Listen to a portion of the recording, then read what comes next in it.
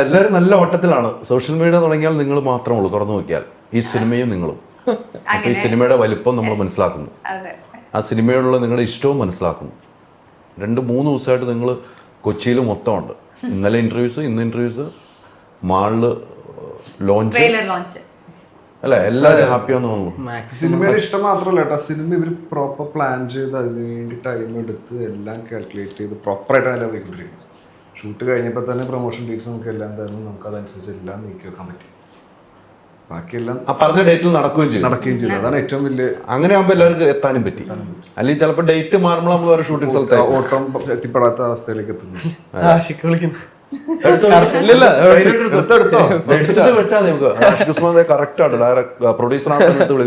രാവിലെ തൊട്ട് വിളിക്കുന്ന എപ്പോഴാ നമ്മുടെ ഇന്റർവ്യൂ ചോദിച്ചു എന്നെ വിളിച്ചാ കോഴിക്കോട് വരുമ്പോ എടുത്തോ? മെസ്സേജ് അയക്കാണോ? ഇവിടെ ഉണ്ടെന്ന് പറഞ്ഞേക്കാം.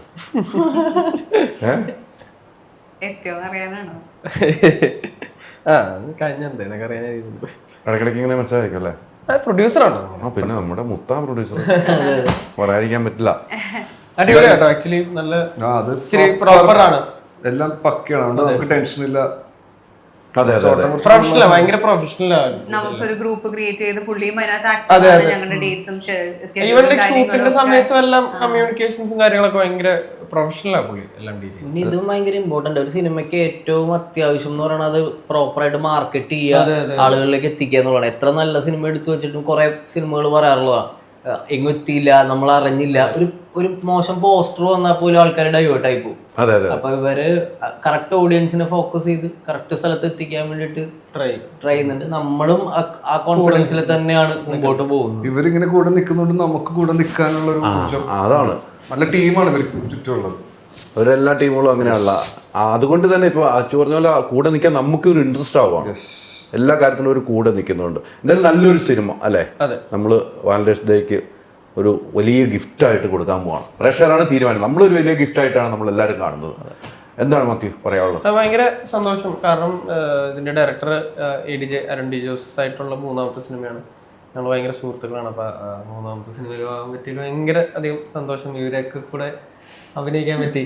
സംഗീതേട്ടൻ്റെ കൂടെ, അച്ചേട്ടൻ്റെ കൂടെ, മൈമച്ചിച്ചിലും, ശ്യാമിന്റെ, അംബരീഷ്, ഷാൻ ചേട്ടൻ, മിഥുൻ, ഭരത് ബോപ്പൻ, കുറെ പേരുണ്ട്. അപ്പൊ നല്ലൊരു ടീമായിരുന്നു. ഭയങ്കര ആക്ച്വലി ഭയങ്കര സ്പെഷ്യൽ ആയിട്ടുള്ള ഒരു സിനിമയാണ് ബ്രോമാൻസ്.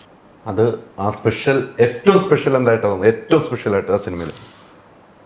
ഏറ്റവും സ്പെഷ്യൽ എന്ന് പറഞ്ഞാൽ എന്റെ വളരെ അടുത്തൊരു സുഹൃത്ത് ഇതിൽ കൂടെ ആദ്യമായിട്ടൊരു റൈറ്റർ ആവുന്നുണ്ട്, തോമസ് പി സെബാസ്റ്റ്യൻ എന്ന് പറഞ്ഞ സംഗീതത്തിന്റെ വലിയ ക്ലോസ് ആയിട്ടുള്ള.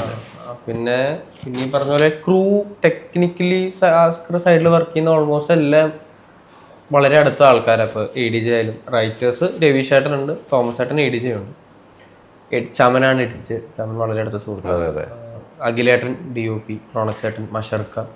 അപ്പൊ അത് ഭയങ്കര സ്പെഷ്യൽ ആക്ഷൻ. എല്ലാവരും വലിയ അടുപ്പമുള്ളവർ തന്നെ. അതെ അതെ. അതിപ്പോ അത് ഓൺ സ്ക്രീൻ അഭിനയിക്കുന്നവരും അടുപ്പമുള്ളവർ. അപ്പൊ എനിക്ക് അത് ഭയങ്കര സ്പെഷ്യൽ ആകുന്നുണ്ട്. അച്ചു, ഇവരുടെ ഒരു ഗ്യാങ് ഇവർക്ക് മുമ്പ് അയക്കാലും അച്ചു വന്നിട്ടുണ്ട് സിനിമയിൽ. അല്ല, അർജുൻ എന്ന് പറയുന്നത് ഇവർക്ക് മുമ്പ് വന്നിട്ടുണ്ട്. അല്ല ഷാമിനോട് ഷാമിനൊന്നും മാറ്റിയെടുത്തില്ല. മലയാളത്തിൽ ഞാൻ ശരി എന്നാ പിന്നെ ഞാനായിരിക്കും സീനിയർ. കാര്യസ്ഥനില് ഞാൻ സെക്കൻഡ് സീനിയർ. അതിനുശേഷമാണോ അർജുൻ? അല്ല, സംഗീതം ചെറിയ പിന്നല്ലേ ഞാൻ ചെയ്തിട്ടില്ലേ? എന്തോ ചെറുതായിട്ട് ഉറക്കപ്പിച്ച് പറയണ. അല്ല, ഈ പറഞ്ഞപോലെ ഇവര് ഈ കഴിഞ്ഞ ഹിറ്റ് നൽകിയവരായിരിക്കുന്നത് അല്ലേ? അത് കഴിഞ്ഞിട്ട് ഹിറ്റ് നൽകിയ ആളാണ് നിങ്ങൾ. ഇങ്ങനെ കുറെ പേര് ഹിറ്റുകൾ മാത്രം നമ്മുടെ മലയാള സിനിമയ്ക്ക് തരുന്നത്. അത് നിങ്ങളുടെ മാത്രം കഴിവുകൊണ്ടല്ല, പ്രേക്ഷകർ ഇഷ്ടപ്പെടുന്നു. ഹിറ്റ് മാത്രമല്ല, അത് അല്ല, അല്ല ഞാൻ പറഞ്ഞ പ്രേക്ഷകർ ഇഷ്ടപ്പെടുന്നതും നല്ല ഡയറക്ടർമാരും ആയതുകൊണ്ട് അങ്ങനെ തന്നെ ഹിറ്റുകൾ വരും. ടീം അടിപൊളിയും പിന്നെ ഓഡിയൻസ് അക്സെപ്റ്റ് ചെയ്യുന്ന സമയവും മൊത്തം പരിപാടി ഒത്തു വന്നുകൊണ്ടാണ് അത് പടങ്ങളൊക്കെ ഹൈറ്റ് ആവുന്നത്. ഇപ്പൊ ഈ 2025 എടുക്കുമ്പോൾ തുടക്കം മുതൽ ഹിറ്റ് സിനിമകളിലേക്ക് വന്നു. ആളുകൾ പ്രേക്ഷകർ ഇഷ്ടപ്പെടുന്ന സിനിമയിലേക്ക് വരുന്നു. ഒരു കാലഘട്ടത്തിൽ അങ്ങനെയായിരുന്നു, പിന്നീടൊന്ന് ഇരുന്ന് പോയി, വീണ്ടും അത് തിരിച്ച് 2025 ഇറങ്ങുമ്പോൾ തന്നെ ഹിറ്റ് പടത്തോടുകൂടി മുക്കാപ്പടം ഉൾപ്പെടെ അങ്ങ് വന്നോടെ രേഖാചിത്രം ഉൾപ്പെടെ ആസിഫിന്റെ പടം, അങ്ങനെ ഒരേ നിർത്തുമെങ്കിലും ഇപ്പൊ ഇറങ്ങിയ ഒരു ജാതി ജാതകമാണെങ്കിലും പൊന്മാനാണെങ്കിലും എല്ലാം പ്രേക്ഷകർക്ക് ഇഷ്ടപ്പെടുന്ന കഥകളായി മാറി, സിനിമകളായി മാറി. അതാണ് ഒരു സിനിമയുടെ ഒരു വിജയമാണ്. ഈ സിനിമ സബ്ജക്റ്റ് കേട്ട് ആഷിഖ് ഉസ്മാന്റെ പ്രൊഡക്ഷനിൽ സബ്ജക്റ്റ് കേട്ടുമ്പോൾ അർജുൻ അശോകൻ എന്നൊരു വ്യക്തിക്ക് ഈ സിനിമ ഞാൻ ചെയ്തേക്കാം എന്ന് തോന്നാനുള്ള ഒരു എന്തായിരിക്കും, എന്ത് ഞാൻ ചെയ്യാം ഈ സിനിമ? ഫസ്റ്റ് ADJ വിളിച്ചത്, പിന്നെ ഫസ്റ്റ് കാരണം ADJ തന്നെയാണ്. കാരണം ജോ ഒക്കെ കണ്ടതിന് ശേഷം എനിക്കിഷ്ടപ്പെടുന്ന ടൈപ്പ് ഓഫ് പടങ്ങൾ സൂപ്പർ ശരണ്യ, കുറച്ചും കൂടി സാധാരണക്കാർക്ക് കണക്ട് ചെയ്യുന്ന പടവും, പിന്നെ അതിൽ ഭയങ്കര രസമായിട്ട് നമുക്ക് അഭിനയിച്ചാൽ കൊള്ളാന്നൊരു തോന്നലുണ്ടാവും. അപ്പം അതെനിക്ക് കഥ കേട്ടപ്പോൾ ഫീൽ ചെയ്തായിരുന്നു. പിന്നെ ഈ സ്റ്റോറി സിനിമയായിട്ട് തിയേറ്ററിൽ ഇറങ്ങി കഴിയുമ്പോൾ തിയേറ്ററിൽ പോയി കാണാമെന്നുള്ളൊരു ആകാംക്ഷ എനിക്ക് ക്രിയേറ്റ് ചെയ്തിട്ടുണ്ടായിരുന്നു. പിന്നെ ക്യാരക്ടർ വൈസിൽ ഒരു പീക്കിൽ നിന്ന് അപ്പുറത്തെ പീക്കിലേക്ക് എത്തുന്ന ഒരു പോയിന്റ് ഉണ്ട്. അപ്പം അതൊക്കെ മൊത്തം നോക്കുമ്പോൾ ഇല്ല, കോട്ടൊക്കെ ഇട്ട ഡാൻസ്, ആദ്യം സൂട്ടും കോട്ടിട്ടൊരു പടം, ഫൈറ്റ് ഡാൻസിലൊക്കെ സൂട്ടും കൂട്ടാണ്, മിക്കവാറും സൂട്ടും കൂട്ടാണ്. അത് ഇതിന്റെ ഒരു കളർ മാറ്റം പിടിച്ചേക്കണമല്ലോ എല്ലാവർക്കും. അതിൽ കാരണമുണ്ട് പടത്തിൽ, അത് കറക്റ്റ് ആയിട്ട് ഇപ്പൊ പറയേ വേണ്ട, പറയുന്നില്ല. 14-ാം തീയതി ഞാൻ സിനിമ കണ്ടിട്ട് പറഞ്ഞു അതിന്റെ കാരണം ഞാൻ ഒന്ന് പറയും. മതി. ഇല്ലല്ല, ഓരോരുത്തർക്കും ഓരോ ഒരു കളറും അങ്ങനത്തെ ഒരു പരിപാടിയൊക്കെ പിടിച്ചിട്ടുണ്ട്. ആക്ച്വലി പിടിച്ചിട്ടുണ്ട്. കാണാതെ പോയിട്ട് ഇന്നാണ് കിട്ടിയത്. ഇല്ല, 2 ദിവസമായി പ്രൊമോഷനുമായിട്ട് കിട്ടിയല്ലേ. കാണാതെ പോയാൽ മതി എന്നാലോചിക്കുന്നുണ്ടാവും. ഇങ്ങനെ മാറിയിരിക്കായിരുന്നു അല്ലേ? ഇല്ല ചേട്ടാ, അത് നമ്മൾ എൻജോയ് ചെയ്യുന്നുണ്ട്. ഈ പറഞ്ഞാൽ ഇതിന്റെ ഒരു ഭാഗമാണ്. ഈ പറഞ്ഞ ഭയങ്കര ടയറിംഗ് ആണ് ചില സമയത്ത്. പക്ഷെ നമ്മൾ ഒരുപാട് ആഗ്രഹിച്ചാണല്ലോ ഇതിലോട്ട് വന്നത്. അതിന് വേണ്ടിയിട്ടുള്ള കഷ്ടപ്പാടുകളും കാര്യങ്ങളും കഴിഞ്ഞിട്ട് ഇപ്പൊ ഈ പറഞ്ഞാൽ ലുലുവില് നമ്മൾ മെനങ്ങാന്ന് ലോഞ്ചിന് നമ്മൾ ആ സ്റ്റേജിൽ നിന്നു. ഞാൻ ഒരുപാട് തവണ ഇതുപോലത്തെ ലോഞ്ചിൽ കാണാൻ വേണ്ടി പോയി ഫ്രണ്ട്സുമായിട്ട് പോയി നിന്നിട്ടുണ്ട്. പിന്നെ പ്രൊമോഷന് പോയ സമയത്ത് ഇതുപോലെ ആർട്ടിസ്റ്റുകളെ കയറ്റി വിട്ടിട്ട് താഴെ ഇങ്ങനെ നിന്നിട്ടുണ്ട്. അപ്പൊ ഇപ്പൊ നമ്മളൊരു ആർട്ടിസ്റ്റായിട്ട് കയറി അതേ സ്റ്റേജിൽ നിന്നിട്ട് ആൾക്കാരോട് സംസാരിക്കുമ്പോൾ കിട്ടുന്ന ഒരു സന്തോഷം ഭയങ്കര വലുതാണ്, ഭയങ്കര ഡിഫറൻ്റ് ആണ് സന്തോഷം. തീർച്ചയായിട്ടും അതെ, അതൊരു മനസ്സിൽ നിന്ന് തന്നെ പറഞ്ഞാണ് അത്. ആ ഒരു മൂവ്മെന്റ് എല്ലാവർക്കും അതെ.